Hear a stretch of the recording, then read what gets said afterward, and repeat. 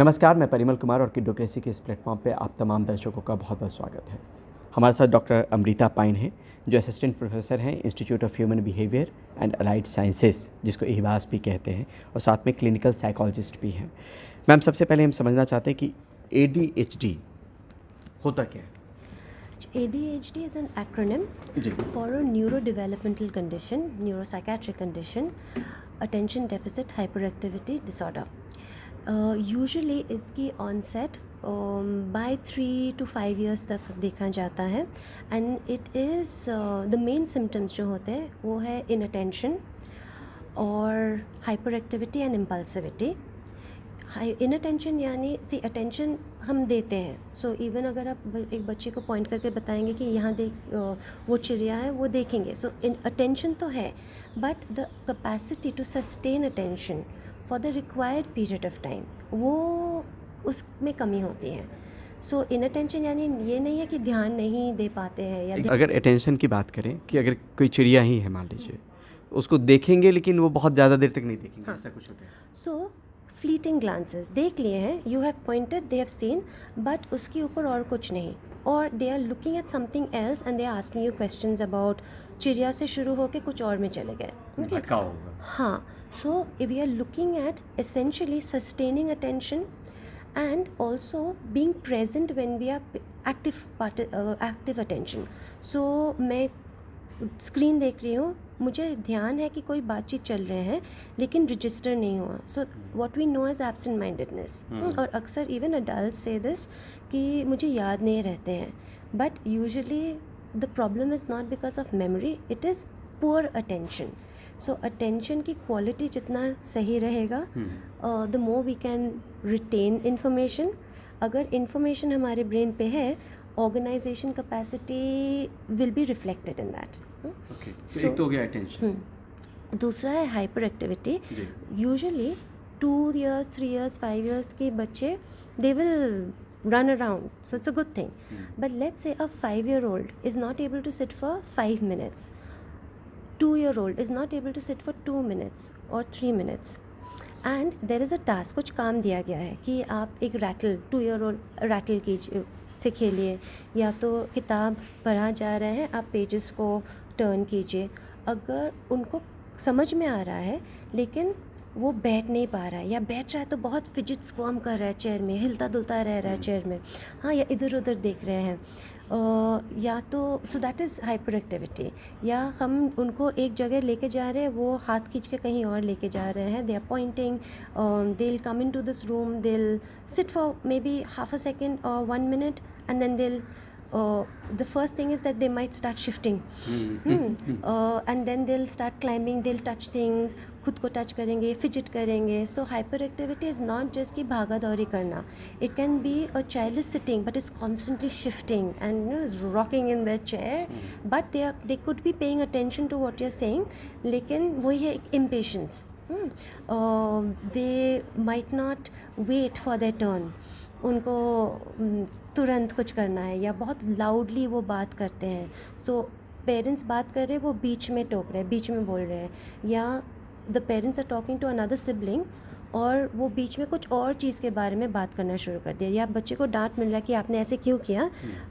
बच्चे ने 1-2 शब्द सुने, then they will talk about something entirely different. So these are some parameters of hyperactive behaviors.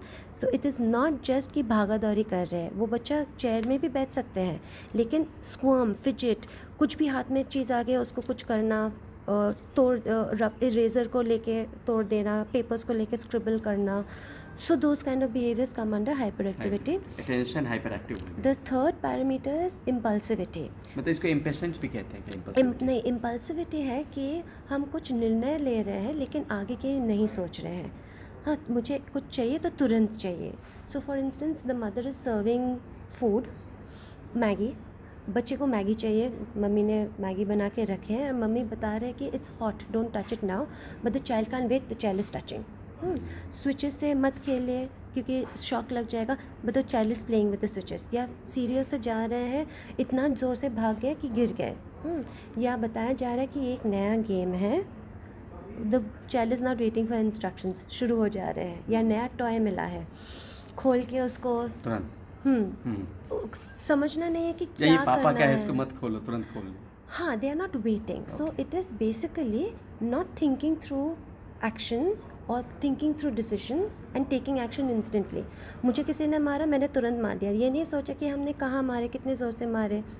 So usually children who report with ADHD or symptoms of ADHD, parents बताते हैं कि siblings को मार पिटाई करते हैं या दूसरे बच्चों को मार पिटाई करते हैं।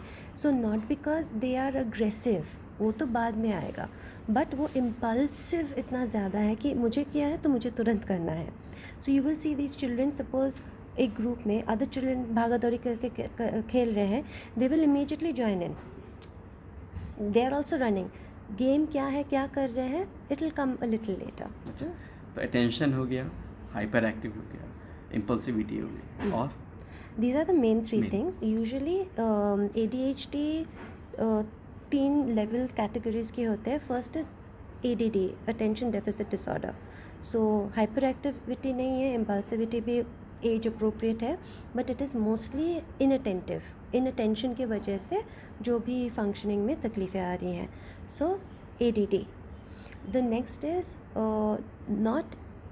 it's a combination of hyperactivity and impulsivity. So attention देने की क्षमता है but बहुत hyperactive है या impulsive है.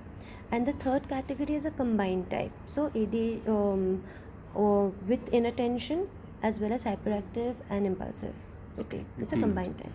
राइट। ये कितने से कितने उम्र के बीच में हमें लगता है कि ADHD बच्चे को है? See, usually a diagnosis of ADHD is made before 18 years of age, definitely before 12 years of age. अगर 12 years of age तक एक बच्चा शांत रहा है, रूल फॉलोइंग है, स्कूल में डिसरप्टिव बिहेवियर्स उतना नहीं रहा, for instance most teachers will complain कि बच्चा टॉकेटिव है, दूसरे बच्चे से छेड़खानी करते हैं या बात नहीं मानते हैं, but that is at a tolerable corrective level. But when it becomes disruption, यानी बच्चे अपनी सीट छोड़ के दूसरे के पास जा रहे हैं, क्लासरूम से चले जा रहे हैं, या टीचर पढ़ा रही है उसमें कुछ शोर मचा रहा है, हाँ, या तो है attention is somewhere else, they are daydreaming, or it looks like the child is not present. So in those situations, sorry, what was the question? इसमें जो है कि अगर बच्चा जो है वो क्लासरूम में भी है और डिस्ट्रप्टिव हो जाए, तो एज ग्रुप की बात हम कर रहे हैं, जब टीचर कंप्लेन करने लगे कि एक हद तक तो ठीक है, वो तो बचपना है, शैतानी थोड़ी हो गई होगी, लेकिन जब डिसरप्शन आ जाए तो फिर दिक्कत है। सो यूजुअली क्या होते हैं इसमें, before 12 years of age we are able to diagnose. In fact children, जो scales हैं हमारे पास, there are scales to diagnose a child with ADHD as young as 3 years. Usually because of the Gazette notifications that we cannot diagnose a child with disorders. तो 3 साल के बाद हम कर सकते हैं? 3 साल के बाद, definitely by 5 years of age. So between 3 to 12 is that critical area where children, if they have symptoms of ADHD, usually वो reported होते हैं for assessment. Now जो हम समझा रहे थे, usually a child is behavior उनका ठीक ठाक रहा, लेकिन 12 के बाद से disruptive behaviors, टीचर्स की बात ना मानना या इम्पल्सिविटी बढ़ जाना, तब हमको इमोशनल या एंग्जाइटी या घर में क्या हो रहे हैं और कोई स्ट्रेस है कि नहीं, एडजस्टमेंट इश्यूज़, वो सब देखना है. सो specifically before 12 years but definitely before 18 years of age. This is a very important identifier because the treatment is dependent on it. Usually children who are identified with ADHD by 12 years, उनकी जो medicines and therapy होते हैं, it is different than somebody who is being identified with, an adult who is being identified with ADHD after 18 years of age. So treatment implications are different. कई ठीक हो जाते हैं ma'am? These are treatable conditions. Therapy, medication के साथ they do much better. So most mental health diagnoses or conditions, they are treatable and the symptoms can be in remission, and usually children and parents, they learn how to live very well with it without the symptoms interfering in their functioning. Parents को क्या ख्याल रखना चाहिए अगर ऐसे बच्चे हैं, doctor के पास भी जा रहे हैं, मेडिकेशन भी चल रहा है, आइडेंटिफाई भी कर लिया, घर में हम क्या करना चाहिए?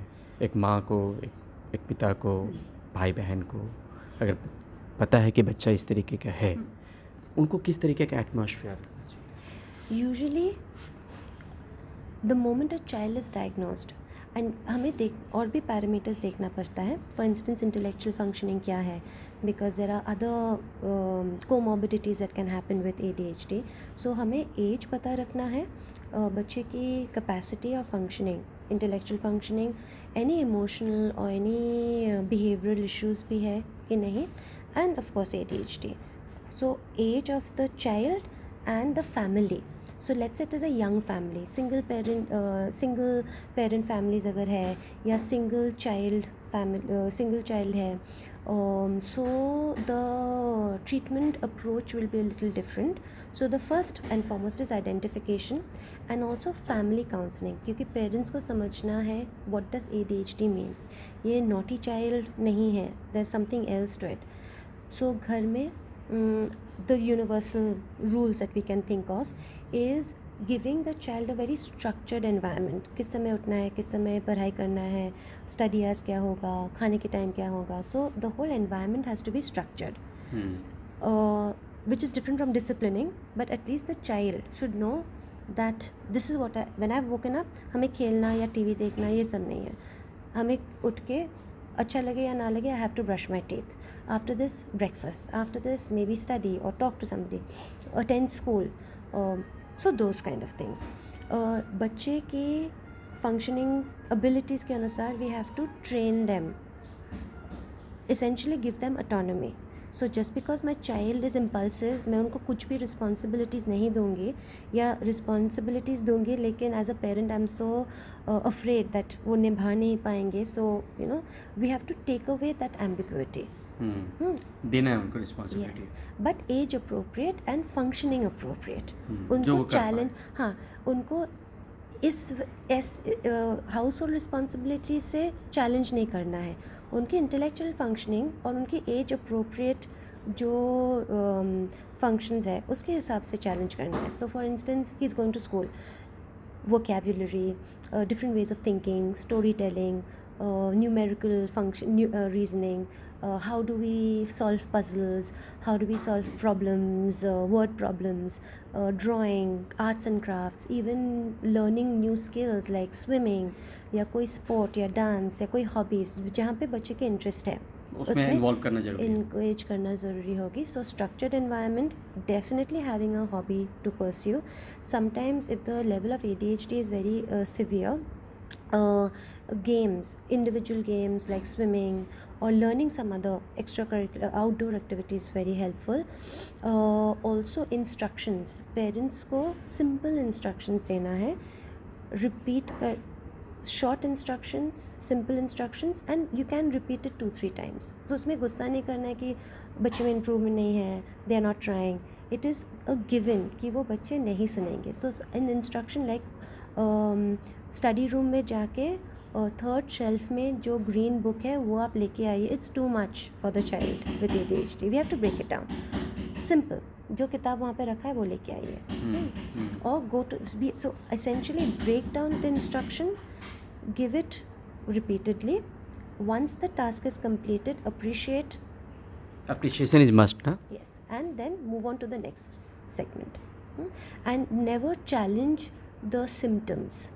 Challenge the child's abilities, कि उनकी class 4 की abilities for language और storytelling skills अगर एक level तक mastery आ गया है, you encourage the child to achieve the next level of mastery. So यहाँ पे हमें child की capabilities के साथ काम करना है. Symptoms को बार बार evaluate करना या check या challenge करना नहीं. ADHD वाले बच्चे क्या हम कहें कि मेंटली बहुत स्ट्रांग भी होते हैं, मतलब बहुत तेज़ भी होते हैं, लेकिन वो बिहेवियरल इस तरीके की चीज़ें होती हैं, ऐसा आपने देखा है, ऑब्जर्व किया है? एकेडमिक क्वालिफिकेशन की बात करें, परफॉर्मेंस की बात करें. See, we always try to find a correlation, but उसमें दिक्कत होती है उनको पढ़ाई लिखाई. the child की अगर ADHD है, द चाइल्ड्स फंक्शनिंग में थोड़ा बहुत तो इंटरप्शंस आएगा, बिकॉज इनअटेंशन अगर है तो वो इन्फॉर्मेशन पूरा समझ बिना समझ के. And see, for all age groups, from children to the geriatric population. The moment inattention drops, problems शुरू होगा. So, and with children with ADHD, the kind of virtual or screen use, that has to be monitored a lot. Because you see, screen use has to be interactive and it has to be limited. ऐसे नहीं कि 5 घंटे में हम बैठे रह रहे हैं, because screens are very passive. So half an hour of high definition, so high quality screens, half an hour, and very interactive, so that again in that game or in that screen use there is structure. It's not passive कि चीज़ें होए जा रहे हैं, हम देखे जा रहे हैं. So even screen use has to be monitored and structured, and there has to be a lot of parental interaction with the child. एक ही और मैम, एक तो स्ट्रक्चर्ड मैनर में सारी चीज़ें होनी चाहिए घर में, और आप पेरेंट्स को क्या सुझाव देते हैं कि अगर ऐसा बच्चा है जो 5 साल 7 साल 8 साल का है, आपको क्या करना चाहिए? मतलब यूजुअली आपको ये चीज़ें, एक फ़िज़िकल एक्टिविटी पे आपने कहा कि फ़िज़िकल एक्टिविटीज़ मस्ट, उनका जो एकेडमिक के अलावा जो इंटरेस्ट है वो उस इंटरेस्ट में इन्वॉल्व कीजिए उनको, और क्या क्या चीज़ें? सी यूजुअली बिकॉज इम्पल्सिविटी कभी कभी हाई होते हैं ना, they may not be able to discern कि क्या डेंजरस है या नहीं है. So teaching them safety, because for instance वो any stranger offering them something again and again, they may be vulnerable or they may be at risk for getting in, for being exploited. Children with ADHD, so getting into trouble in the classroom. So बच्चे की emotional needs के ऊपर भी ध्यान देना है. So the focus is not कि symptoms को कम करना है, but how to protect the child, how to ensure that the child understands love है, लेकिन firm भी होना पड़ता है या स्ट्रिक्ट भी होना पड़ता है लिमिट सेटिंग के लिए. So we have to be careful about the child's safety as well. Working culture metropolitan city में है, पति पत्नी दोनों जॉब पे जा रहे हैं, बच्चा आ रहा है, घर में रह रहा है, 2 भाई हैं या भाई बहन हैं, क्या इसका असर भी होता है? अगर फैमिली हो, कंबाइंड फैमिली हो, फैमिली मेम्बर्स हों, तो ADHD जैसे बच्चे को ज़्यादा अच्छे बेटर हैंडल किया जा सकता है? या आप अगर घर में अगर कोई नहीं भी है, 2 भाई ही हैं या भाई बहन ही हैं, तो वो लोग इजीली हैंडल हो जाएंगे, या परिवार में और लोगों का होना बहुत ज़रूरी है? सी हमारे सोशल स्ट्रक्चर में बहुत बदलाव आ रहा है. We are moving away from the typical traditional joint family into nuclear family. तो हमारी अप्रोच भी चेंज होना होगा. It has to be modified depending on the family structure. So if it is again a single parent family, we'll have that management will have to be. आपने कहा ना management भी बदल जाएगा अगर ऐसे. yes if it is a single parent है, या जैसे आप बता रहे हैं कि सिंगल चाइल्ड है, both parents are working, so good that the child has role models where both parents are going out for work. So they can continue working, but structure is very important. Structure को थोड़ा और अगर आप define करें. So for instance, suppose and this is something we are talking about, let's say specifically parents जहाँ पे दोनों को काम में जाना है, and this child is also going to school. Let's say for a 10-year-old child. So हमें देखना होगा कि what is the time of waking for each family member. So is the child waking up the earliest, because then one parent will have to wake up and get some work done, so that when the child wakes up there is less tension and apprehension कि oh my god वो जग गया है, अब वो क्या करेंगे. नहीं, let it be very peaceful. So the parents have to be very organized and structured in their routines. Or routines, in the morning one person is leaving, maybe the child is the first one to leave, then the parents have their own time, they do their own thing, they come back. After they come back, so let's say the child is the first one to return, 10-year-old child, there has to be somebody safe in the family. So whether it is going to be a nanny or a neighbor, so that is the first priority again for any child, ADHD हो या ना हो. True. Safety. So now let's say there is some support, then वहाँ से structure शुरू होता है कि आप आएंगे, आप पहले नहाएंगे, with your clothes, you're going to have lunch, you're going to watch TV for half an hour after you come back, or you have your lunch. So जो rewards है, so the child loves watching TV, reward, it is a reward, but it will come after the child has done a task successfully. So खाना खाने के बाद आप TV देखेंगे, then you sleep for some time, or you don't, you so early basis में from 3 to 4, 4 to 5, 5 to 6, based on the child's capacity. Play activity होगा, study activity होगा, play activity होगा, स्टडी एक्टिविटी होगा. In the study activity, suppose let's say 5 o'clock to 6 o'clock is the study hour, or 5 o'clock to 7 o'clock is the study hour. The child will study for 10 minutes, take 2 minutes of break or 5 minutes of break. So child ki suppose capacity for sitting at a place and attention is 10 minutes. We will stop that learning task in 7 minutes. So before the child fatigues out, give them a break and then again. So we have to break down the study hour also. True. And different modalities use करना है. So it's not just कि आप पर ही एक, you're reading, you're speaking, you're listening. So visual engagement भी होना है, auditory engagement होना है. Sometimes the child does better with saying oral answers. Engage the child in that. And so it has to be very, you have to make the content very engaging. So study hour भी structure हो गया आपके लिए. And then maybe have a fixed sleeping time. So when the parents come back, one parent come back earlier or both the parents come back at the same time, they are going to structure it in such a way that 3 of them are spending time together, then one-on-one, mother with the child, father with the child, so that everybody gets to fulfill their emotional needs as a parent with the child, and then together. So there's togetherness and that connectedness forming within the family. And the child's bedtime also has to be early. Usually for a 10-year-old, going to bed at 10 o'clock would be a good thing usually. And so that the parents also can have some time to reconnect as adult partners. Because the parents, if they're coping well with stressors, they're going to engage much more patiently and differently with the child who has ADHD. तो उस पर गुस्सा, नाराज़गी ये सब नहीं करना होगा, आपको एक्सेप्ट करना पड़ेगा. सी नाराज़गी आए तो उसमें कोई गलत बात नहीं है एज पेरेंट्स, बिकॉज सी नाराज़गी क्या होता है. So the parents are feeling frustrated, they are feeling frustrated because they may feel that they are not doing well with their child और दे आर इनकैपेसिटेटेड इन सम वे. सो यहाँ पे समझना है कि the problem is not reflective of the parents incapacity. And there are strategies to handle it. So let us learn those strategies. And यहाँ पे parent की stress coping is a must, because handling children with ADHD is very it requires a lot of resources. So child का भी emotional needs handle करना है, parents as a parental unit उनके भी emotional needs को handle करना है. It is not a one sided thing कि बच्चे को ही ठीक करना है. नहीं, बच्चे का भी दोष नहीं, पेरेंट्स का भी दोष नहीं. ये जेनेटिक होता है या इस माहौल में चीज़ें बढ़ गई हैं ma'am? See it's a neuro psychiatric condition, so it has genetic manifestations. बचपन से ही बाय बर्थ इम्प्रूवमेंट की गुंजाइश है.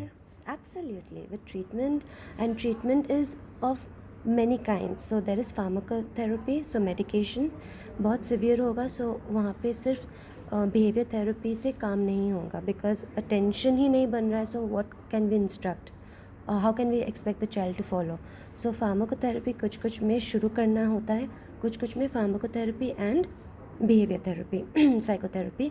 Behavior therapy for the child, family therapy for the parents. So the parents also have to learn what do we do with the child when we take the child home. Child resist करेंगे, it is not a fault of the child. So the child is not being bad कि वो मना कर रहे हैं या ना कर रहे हैं. And parents अगर उसको मना नहीं पा रहे, it is not a shortcoming of the parent. Children will say no, parents will get angry, it is a norm. But the therapist is going to train what do we do when the child is being resistant. कितने दिन का ये session होता है? Life long होता होगा जब identify हो गया जो मेडिकेशन है या थेरेपी है? Medication will go for long term. Therapy initially can last anything between 6 months to 9 months to even a year, and then follow up sessions की ज़रूरत होती है. And see, we are only thinking of ADHD. ADHD के साथ साथ अगर कोई learning issues है या any family stresses है, there are different therapists who will have to handle that. कभी कभी शायद इतना range of therapists नहीं मिलते हैं, so we work with the child की फंक्शनिंग इम्प्रूव करने के लिए एंड पेरेंट्स की जो कंसर्न्स आ रहे हैं उसको एड्रेस करने के लिए। अगर 2 बच्चे हैं किसी पेरेंट्स के, तो एक में अगर है दूसरे में भी चांसेस होंगे या ऐसा कुछ होता है? यस होते हैं। पेरेंट्स ठीक हैं तब भी बच्चे में ADHD, पेरेंट्स को भी ADHD हो सकता है अगर जिनके बच्चे में है? हाँ, ऐसा देखा गया कि उनके पेरेंट्स फैमिली में हो सकता है। See if the parents have it, one parent have it, then the chances of a child having it is going to be high, the risk factors are going to be high. Right. और अगर एक बच्चे को है तो दूसरे में भी हो सकता है। Yes. But that is where assessment comes in. There are certain, a lot of factors work into play. So there is risk. ऐसे नहीं कि we talk in terms of risk. So if the first sibling has it, then there's a risk that the next sibling can have it. ऐसे parents को आखिर में क्या सुझाव आपकी तरफ से, जब आप इतने लोगों से डील करें, ADHD से बच्चा अगर उनका है, आप उनके पेरेंट्स को क्या कहना चाहिए? See, these are concerns that will come up with children. The best thing to do is to learn about it, understand what is going on. Acceptance builds over time, and acceptance के साथ जुड़ा हुआ है how capacitated we feel, how well we are able to engage with our child, how connected we feel with our child, and we feel that we are doing all right as parents. So the best thing to do over here is to segregate the symptoms from being a parent to your child. So be a parent, get angry, be loving, do what a parent usually does with their children. Symptoms are a very different serious category. उसके लिए objectively you go to the therapist, do what, follow what, it's a triad between the treating team, the child and the parents. When we are looking at dealing with symptoms, it is different from the child's good, bad है कि नहीं. The child is a child. Difficulties है, so it is very trying for parents as well. So we will have to work together and for the long term. It's not something that short term एक बार या tips दे के सब कुछ हो जाएगा. It's not, it doesn't work and it's very difficult. We have to understand that it's not like we have to spend some time with parents as well as therapists to help them understand what they're dealing with. Because social cultural बहुत factors होते हैं. There's a lot of blame that parents come with. So we'll have to navigate. Patient. Yes, so we have to navigate all of that. Parents का क्या perspective है? We have to understand their perspective as well for treatment to become successful. बहुत बहुत शुक्रिया ma'am. इस तरह के videos हम और भी इस प्लेटफॉर्म पे लेके आते रहेंगे। देखते रहिए, दिखाते रहिए किड एडवोकेसी। आज के लिए बस इतना ही। बहुत बहुत शुक्रिया, बहुत बहुत धन्यवाद।